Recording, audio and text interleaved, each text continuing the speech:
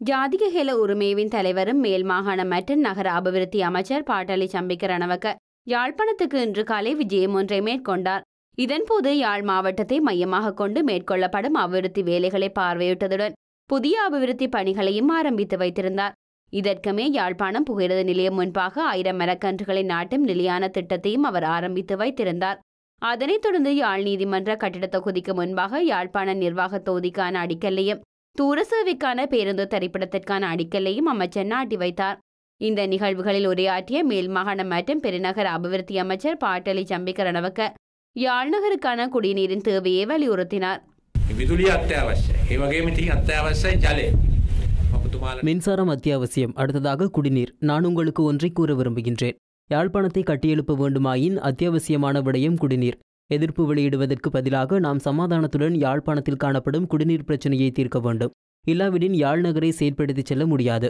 நீர்ப்பாசன திணைக்களத்துக்கு ஒத்துழைப்பு வழங்கினால் இந்த நகரை கட்டியெழுப்ப முடியும்.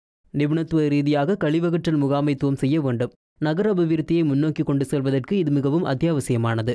பலர் இதற்கு எதிர்ப்பு வெளியிட்டாலும் கழிவு அகற்றலை கட்டியெழுப்பாவிட்டால் எம்மால் நகரை கட்டியெழுப்ப முடியாது. தமிழ் தேசிய கூட்டமைப்பினர் அரசாங்கத்துடன் இணைந்து அமைச்சு பதவிகளை பெறுவதன் ஊடாக தமிழ் பிரதேசங்களை அபிவிருத்தி செய்ய முடியும் என மேல்மாகாண மற்றும் பெருநகர அபிவிருத்தி அமைச்சர் பாட்டாளி சம்பிக்க ரணவக்க வலியுறுத்தினார்.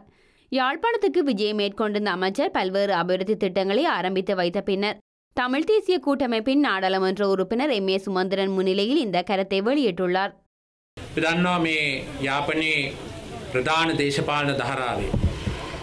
யாழ்ப்பாணத்தின் பிரதான அரசியல் மேடைகளில் இறுதியாக 1968ஆம் ஆண்டு அமைச்சராக திருச்செல்வம் இருந்தார். 50 வருடங்கள் கடந்துள்ளன. வெவ்வேறு அமைச்சர்கள் இருந்துள்ளனர். எனினும் பிரதான அரசியல் தரப்பிலிருந்து அமைச்சராக யாரும் இருக்கவில்லை. இதனால் யாழ்ப்பாணத்திற்கான அபிவிருத்திகள் பின்னடைவை சந்தித்துள்ளன.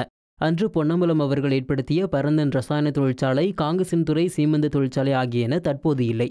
மற்றும் துறைமுகங்கள் போன்ற விடயங்களும் கடந்த 50 ஆண்டுகளில் இடம்பெறவில்லை. ஆகவே நிபுணத்துவ அபிவிருத்தி நடைபெற வேண்டும் அல்லது சுமந்திரன் போன்றவர்கள் அரசாங்கத்துடன் இணைந்து அமைச்சு பதவியை பெற்று தமது பிரதேசத்துக்கு அந்த அபிவிருத்திகளை கொண்டு வர வேண்டும். நாட்டின் ஜனநாயக மாற்றத்தை ஏற்படுத்தியதை போன்று எதிர்காலத்தில் அரசாங்கம் அபிவிருத்தி செயற்பாடுகளை முன்னெடுக்க ஒத்துழைப்பு வழங்கி எமது மக்களுக்கு கைத்தொழிற்சாலைகள், எமது பிள்ளைகளுக்கான வேலைவாய்ப்பு, அதேபோன்று கல்வி. முன்னர் யாழ்ப்பாணம் கல்வியின் மத்திய நிலையமாக இருந்தது. அந்த நிலைமையை மீண்டும் கட்டியெழுப்ப அனைவரும் அர்ப்பணிப்புடன் பணியாற்ற வேண்டும்.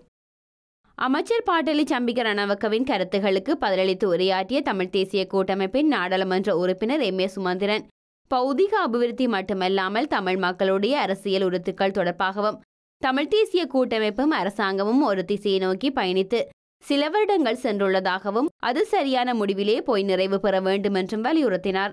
பௌதிக அபிவிருத்தி மட்டுமல்ல, மிக விசேடமாக எங்களுடைய மக்களுடைய அரசியல் உரித்துக்கள் சம்பந்தமாகவும் நாங்கள் ஒரு திசையை நோக்கி பார்க்க ஆரம்பித்து சில வருடங்கள் ஆகின்றன. அது சரியான முடிவிலே போய் நிறைவுற வேண்டும் என்பது எங்களுடைய பிரார்த்தனை.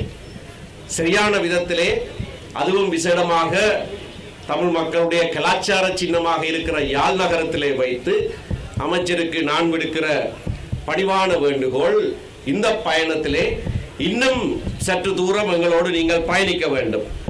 இந்த பயணம் சரியான விதத்திலே முடிவுற வேண்டும்.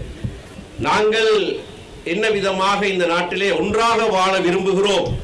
அப்படியாக ஒன்றாக வாழுகிற போது எங்களுடைய கைகளிலே ஆட்சி அதிகாரங்கள் சரியான முறையிலே கொடுக்கப்பட வேண்டும்.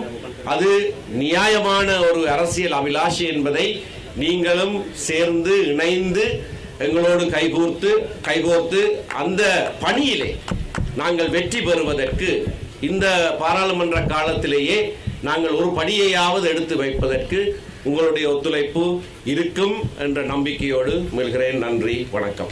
இந்த நிகழ்வில் வடமாகாண ஆளுநர் சுரேன் ராகவன், தமிழ் தேசிய கூட்டமைப்பின் நாடாளுமன்ற உறுப்பினர்களான எம் ஏ சுமந்திரன், இ சரவணபவன், யாழ் மாநகர முதல்வர் இம்மானுவேல் ஆனோல் உட்பட மாநகர சபை உறுப்பினர்கள், அரசு அதிகாரிகள் என பலரும் கலந்து கொண்டிருந்தனர்.